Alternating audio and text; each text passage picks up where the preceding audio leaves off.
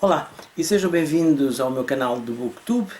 Hoje venho fazer uma coisa diferente. Venho celebrar e venho fazer uma homenagem à autora que me pôs a ler. Quando eu era pequenino, quando eu comecei a ler, as suas histórias foram as histórias que me entusiasmaram, também por influência da minha mãe, mas que me fizeram ler e eu adorava as histórias. Estou a falar da Enid Blyton, que hoje, dia 11 de agosto de 2022, faria 125 anos. Faz 125 anos que nasceu Enid Blyton em Londres.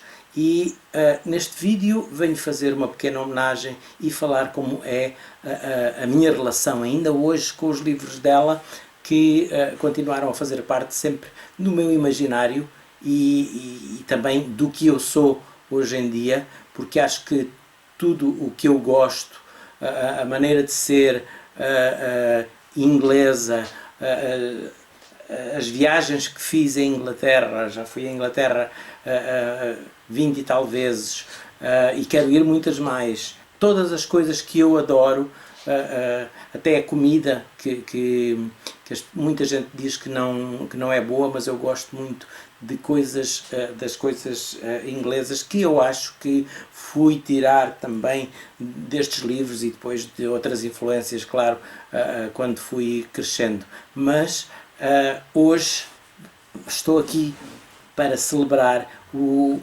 125º aniversário de Enid Blyton e falar um pouco da sua obra, um pouco do que ela foi e dos livros, tanto na altura em que foram publicados, como agora ainda estão a ser lidos.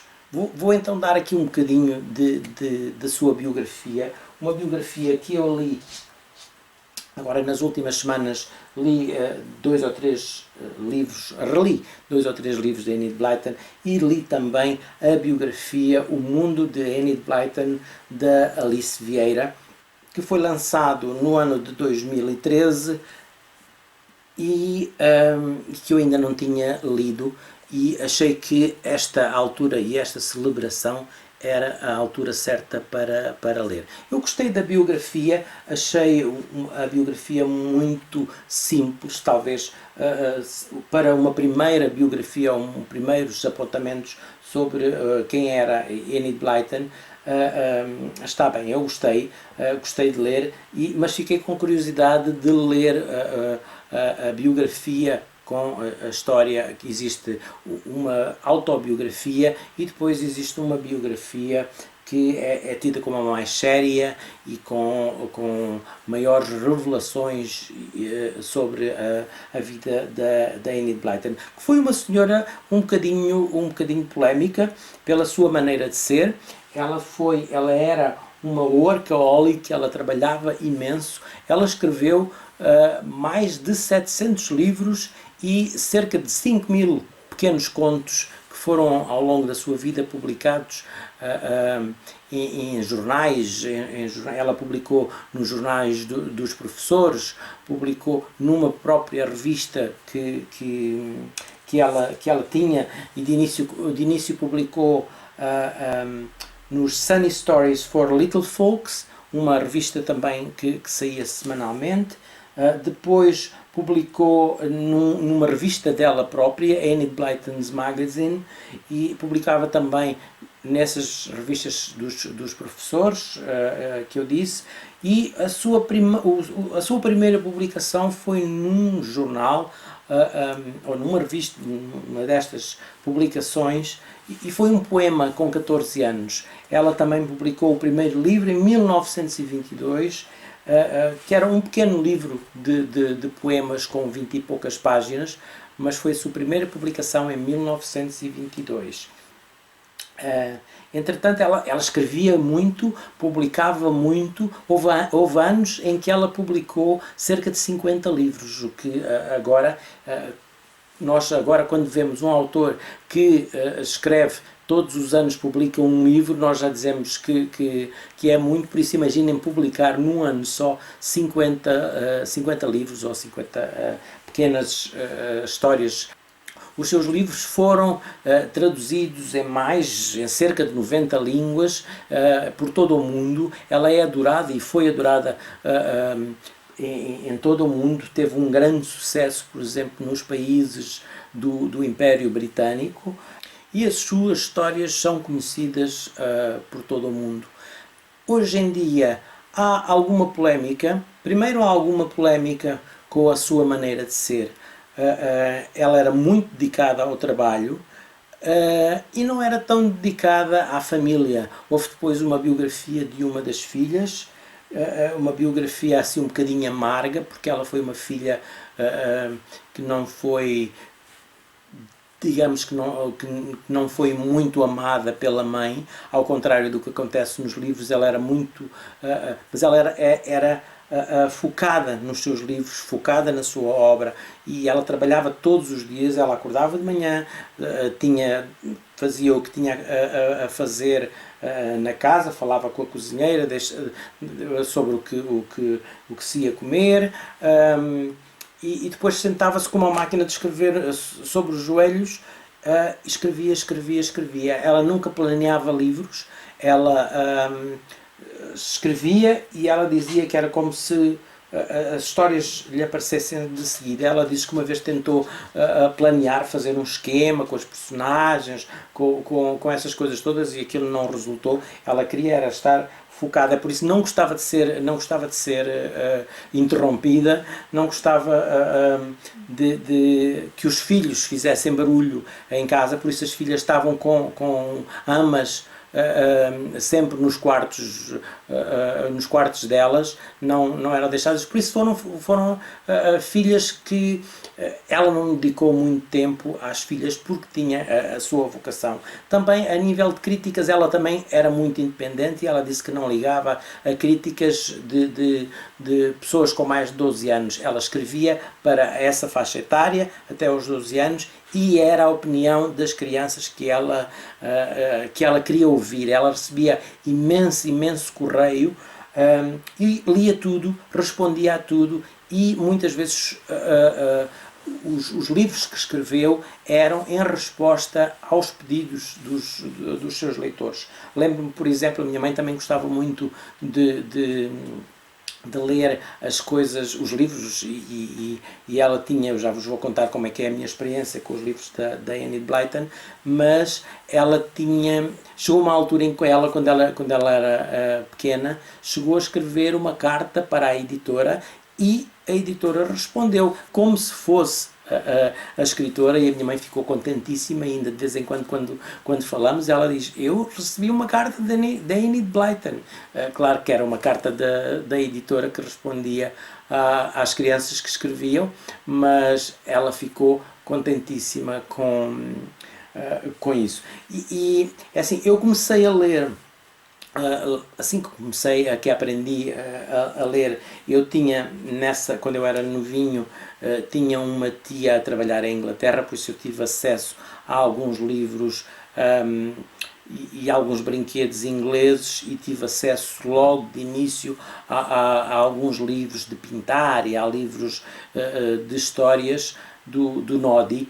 Lembro-me de haverem alguns livros desses lá por casa.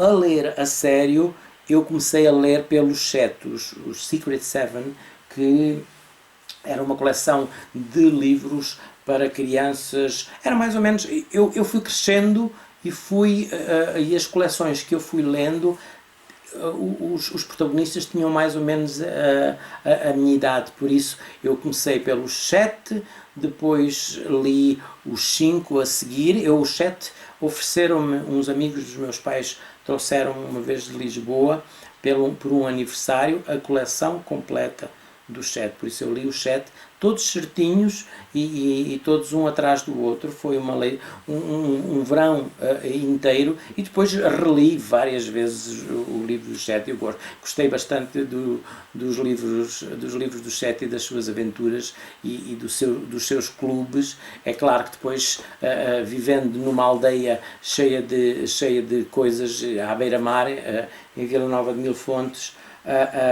os meus pais tinham uma casinha pequenina, onde agora é a casa deles, mas que não era habitada, porque nós morávamos noutra casa, e essa casinha pequenina era o nosso clube, e nós tínhamos imensas crianças, especialmente nas férias escolares, imensas crianças, os primos que vinham daqui e dali, os amigos que vinham. Era um clube dos 7, mas às vezes chegava a ter 15 ou mais crianças, onde nós fazíamos as nossas brincadeiras. Lembro-me de um amigo meu, tinha um cão, um pastor alemão, e nós tínhamos um pinhal ali muito perto, que hoje já não existe, mas tínhamos ali um pinhal por onde íamos brincar, e nós fazíamos, um de nós tirava o casaco ou a camisola, e ficávamos com o cão na casa, e um de nós fugia para o pinhal, e o cão, passado 10 minutos, 15 minutos, nós dávamos ao cão a cheirar a camisola, e o cão desatava a correr, e nós pela trela lá íamos todos a correr atrás do cão, e o cão descobria sempre quem andava fugido ou quem fugia. Era uma das nossas brincadeiras, e depois líamos, brincávamos. Tive uma infância nesse aspecto bastante agradável. Depois, os 5 chegaram de uma maneira completamente diferente. Quando ia terminando os 7 e a minha mãe me falava nos 5, porque a minha mãe acho que não leu os 7, leu logo os 5, depois descobri nas estantes da minha mãe 5 volumes dos livros dos 5 que eram dela, e foi esses que li. Por isso eu li os livros dos 5 não pela ordem correta, mas fui lendo conforme me foram aparecendo, de livros que ia requisitando nas bibliotecas itinerantes da Gulbenkian, que iam 15 em 15 dias, iam lá à minha terrinha, e eu requisitava os livros. Por isso também foram daí que eu li muitos destes livros. E depois, entretanto, comecei a comprar. Hoje em dia tenho ainda na casa dos meus pais, mas tenho a coleção toda dos 7 ainda, a que eu li, a coleção toda dos 5, a coleção toda do Mistério, que eram os 5 descobridores e o seu cão. No original eram os 5 Found Outers, em português ficou a coleção o Mistério. Depois li as Gêmeas no Colégio de Santa Clara, que são 6 livros. Li também o Colégio das 4 Torres, também passados em colégio de raparigas internos, que havia mais ou menos parecido. Eu nunca tive em colégios internos, mas o colégio onde eu frequentava era um colégio católico, que tinha internato, e eu achava sempre, e ouvia algumas histórias das alunas que lá estavam, alunas e alunos que lá estavam internos, e estes livros, tanto as Gêmeas como o Colégio das 4 Torres, eram livros que eu lia sempre quando se aproximava setembro. Eu começava a ter logo saudades da escola, de recomeçar a escola e toda aquela tradição escolar, e então eu lia sempre estes livros. Eram livros que eu lia, lembro-me de ler sempre, e fazem-me sempre lembrar o mês de setembro. Depois, houve alguns livros que eu também li na biblioteca, e que li livros sem continuação. Li O Circo Galiano, li deixa-me ver, A Rapariga Rebelde, também acho que li 1 ou 2 livros. Houve histórias sozinhas, sem continuação, sem fazer parte de uma série, que eu também li vários. E li um livro que ainda tenho em casa, que eu gostava muito, que era A Casa da Árvore Oca, ou A Casa na Árvore Oca, uma história muito simples, mas uma história que eu gostava, por aquela coisa deles fugirem de casa e irem viver para uma árvore, um carvalho enorme que tinha quase uma sala, era oca por dentro, e tinha um espaço onde eles se refugiaram para fugirem dos tios que lhes faziam muito mal e que não eram bons para eles.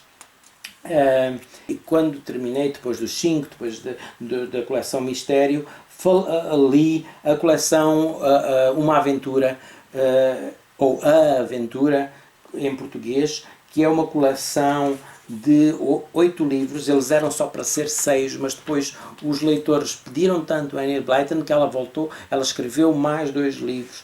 E em inglês o original é The Island of Adventure, que é a aventura na ilha, e depois temos a aventura no castelo, a aventura no vale, a aventura no mar, a aventura na montanha, a aventura no barco, a aventura no rio e no circo. Não sei qual é, acho que é no circo e depois no rio. E esta foi as que eu li já mais velhinho, 13, 14 anos talvez, e foi as que eu mais gosto, porque são as mais completas e são já para meninos um bocadinho maiores. São as que...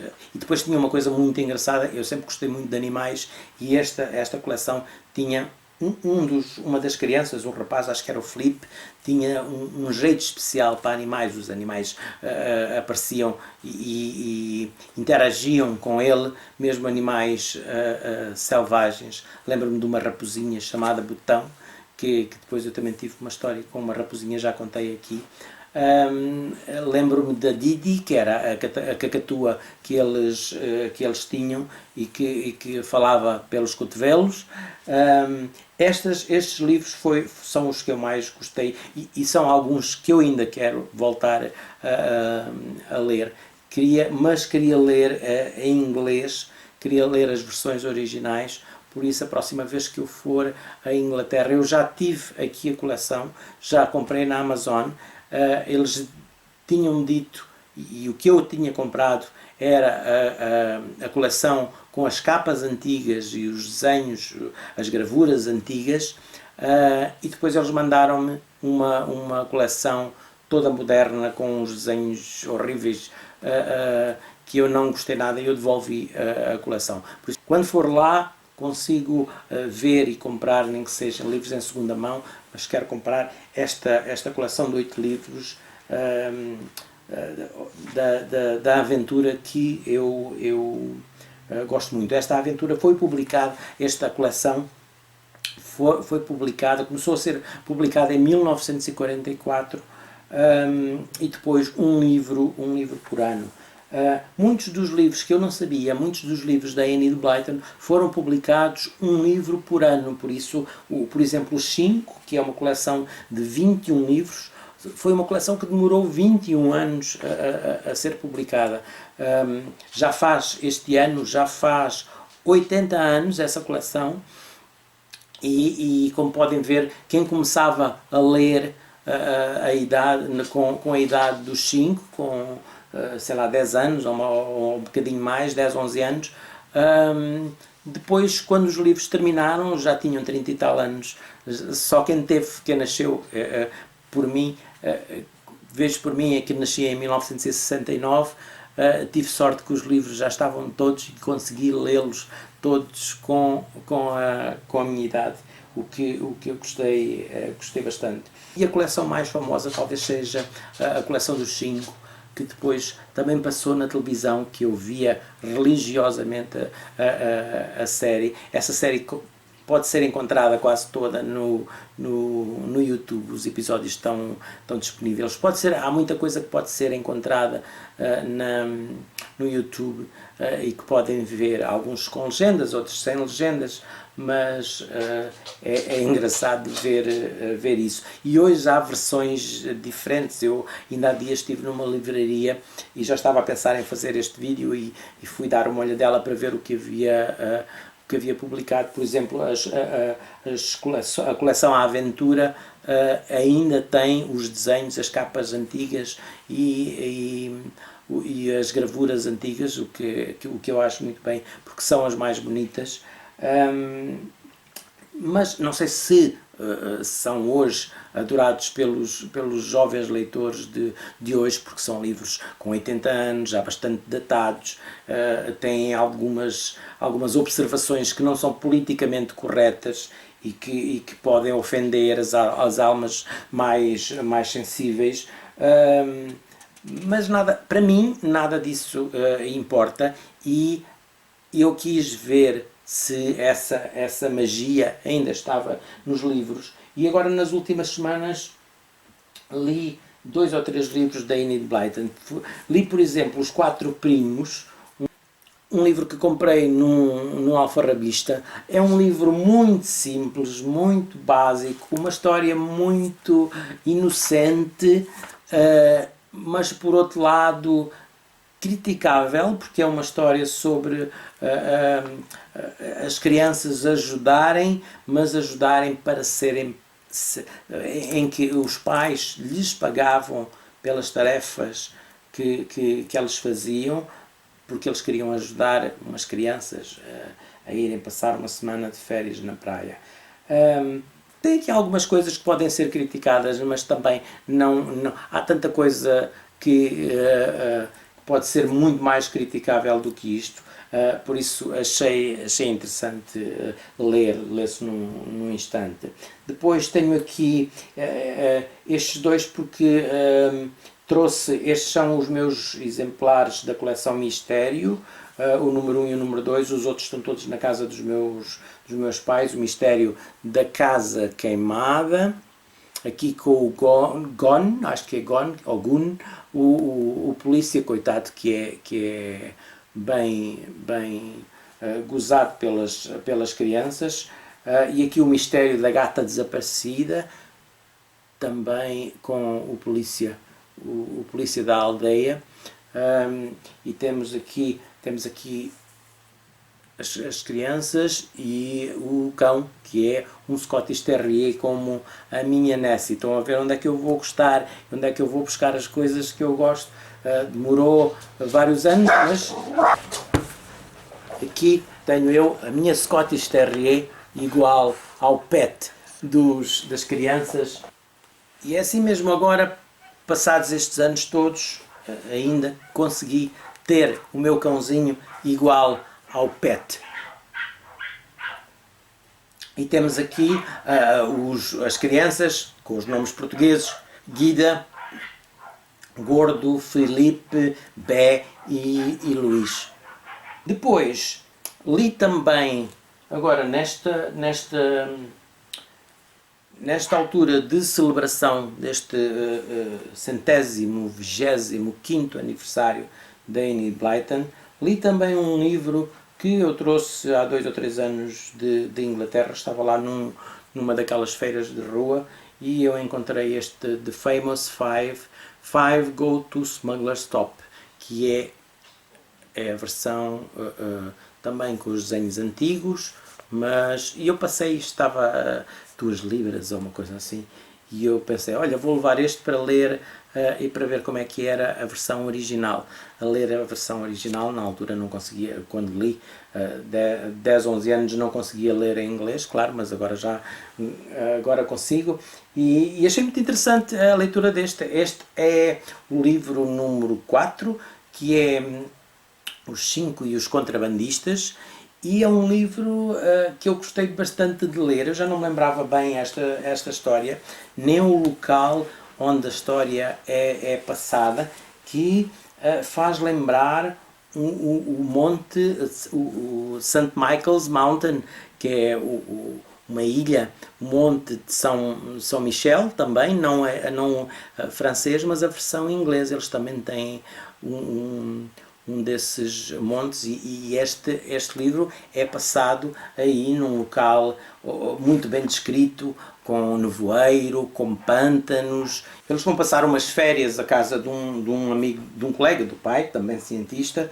e ele mora nesta casa misteriosa, cheia de túneis por baixo, e uns túneis que eram utilizados por antigos contrabandistas, antigos ou atuais. Isto é um mistério. Deu-me vontade de voltar a ler isto tudo. Eu sei que é tempo perdido estarmos a reler estas coisas, mas são livros que me levam, na minha memória, levam-me a sítios e a situações confortáveis, aconchegantes à minha infância, e tudo isso é bom, e é bom lembrar. Por isso são livros que eu também vou sempre ler e vou sempre recordar. Depois li também um que eu não conhecia e que também tinha a versão inglesa original, mas que não conhecia a história, e é o Bosque Encantado, ou The Enchanted Wood, que faz parte da coleção da Faraway Tree e que é escrito para crianças mais pequeninas. É um livro que tem bastantes letras, tem alguns desenhos, algumas gravuras, mas poucas. Mas é uma história grande, mas é um livro para ser lido pelos pais às crianças antes de dormir, ou para ser lido. Já tem algum mistério. É uma história engraçada que eu gostei e achei que a história até estava bem construída, mas isto é para crianças 5, 6 anos, 7 anos, porque tem fadas, tem o homem com a cara de lua, tem outros seres fantásticos, gnomos e outros seres assim que fazem a fantasia das crianças desta época. Este livro foi escrito em 1939. Estão a ver, as crianças desta altura eram muito diferentes das crianças de hoje. Não sei se hoje em dia uma criança pegaria neste livro e gostaria tanto como na altura. São tempos diferentes, são outras mentalidades. As pessoas evoluíram muito, o mundo evoluiu muito, a sociedade evoluiu muito, e acho que ler um livro destes com a cabeça na atualidade é uma estupidez. Nós temos que, ao ler um livro destes, qualquer um destes livros, dos 5, dos 7, é quase como regressar ao passado, e temos que pensar que nas condições, temos que regressar, o nosso cérebro regressar ao passado e conseguir pormos na pele das personagens. Senão não vale a pena, porque se vamos estar a pensar porque é que eles não têm telemóvel? Os pais deixavam-nos sair sozinhos. Quem é que hoje deixaria as crianças irem sozinhas para uma montanha? Essas questões. Hoje não interessa estar-se a pôr estas questões, é uma parvoíce estar-se a pôr. Hoje não aconteceria, mas naquela altura não havia tantos perigos, não havia tanta coisa como há hoje em dia. E também não podemos esquecer que isto era ficção e que muitas coisas daqui, claro que não poderiam acontecer, ou não poderia acontecer muito facilmente, mas é claro que nesta altura, anos 40, pós-Segunda Guerra Mundial, que foi a altura em que os meus pais nasceram, e as crianças tinham outra liberdade, e as crianças tinham outra maneira de pensar, tinham outros conhecimentos que não eram tão evoluídos como os de hoje, mas são outros tempos, e temos que ler estes livros para gozar e para tirar o melhor destes livros. Teremos que ler estes livros com esse conhecimento, com essa atenção. Isto se formos adultos. Se formos crianças, é explicar às crianças que este livro é passado há muito tempo atrás, e um tempo onde não havia telemóveis, onde não havia computadores, onde as crianças brincavam na rua, onde as crianças podiam ir acampar. São tempos diferentes. Não há maneira, acho que não há comparação. Por isso, se querem obter uma boa leitura, leiam-na como se fossem crianças nos anos, há 80 anos atrás. Acho que é o único conselho que eu vos posso dar se quiserem ler estes livros e terem o prazer que eu consigo tirar, destes livros. Haveria muito mais a dizer sobre Enid Blyton nestes seus 125 anos de vida, porque estes autores que deixam uma obra, seja muito extensa, seja menos extensa, mas uma obra que foi lida por tanta gente, são imortais, morrem, mas ficam a viver nas nossas memórias, nos nossos estantes, nas nossas bibliotecas. Na minha opinião, são imortais. Esta senhora, com as suas histórias, com os seus mistérios, com as suas crianças que fazem os seus lanches, deu-me muito na minha maneira de ser e deu-me o interesse pela leitura. Eu tenho composições na minha infância, na minha escola primária, em que eu digo que quero ser escritor porque quero escrever histórias de mistério e de detetives. Por exemplo, foi uma das coisas que, com certeza, influências da Enid Blyton, influências da minha mãe, que me pôs também este gosto pela leitura, e de vários outros factos que condicionaram a minha vida e o meu crescimento.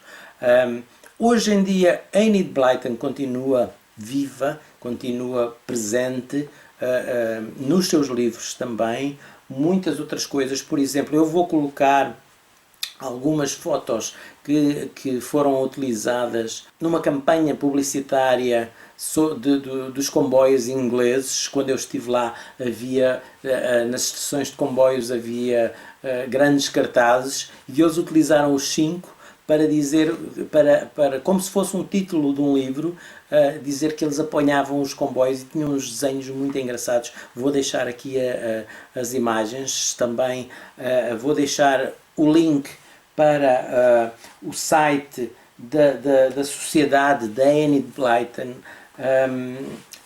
onde estão vários livros, coisas da história dela, outras histórias que outros autores escreveram baseados nas personagens. Hoje em dia também temos, e mesmo cá em Portugal, coisas que eu vi que foram lançadas, não sei se são boas, se não, uns que eu li, e li só o primeiro, Os 5 e a Ilha do Tesouro, que foi em banda desenhada, e está muito bom. Gostei de reler essa banda desenhada, e sei que está a ser editada, são 30 e tal livros, porque algumas bandas desenhadas até são, acho que são divididas em duas, por isso mas estão bem feitos, os desenhos são bons e são, pelo menos o primeiro que eu li, é fiel à história original. Depois há outras meio inventadas, há os Mini 5, que eu não sei o que é, mas como podem ver, Enid Blyton está muito viva ainda hoje em dia, passados 125 anos, por isso a minha homenagem, os meus parabéns à senhora e os meus agradecimentos pelo que escreveu, pela sua obra e pelo que fez de mim como leitor e como pessoa também. Digam-me o que é que acham dos livros da Enid Blyton, se leram quando eram crianças, se ainda têm. Digam-me o que é que foi para vocês os livros e Enid Blyton. Gostaria de saber a vossa relação com esta escritora. Desejo a todos boas leituras e até a próxima.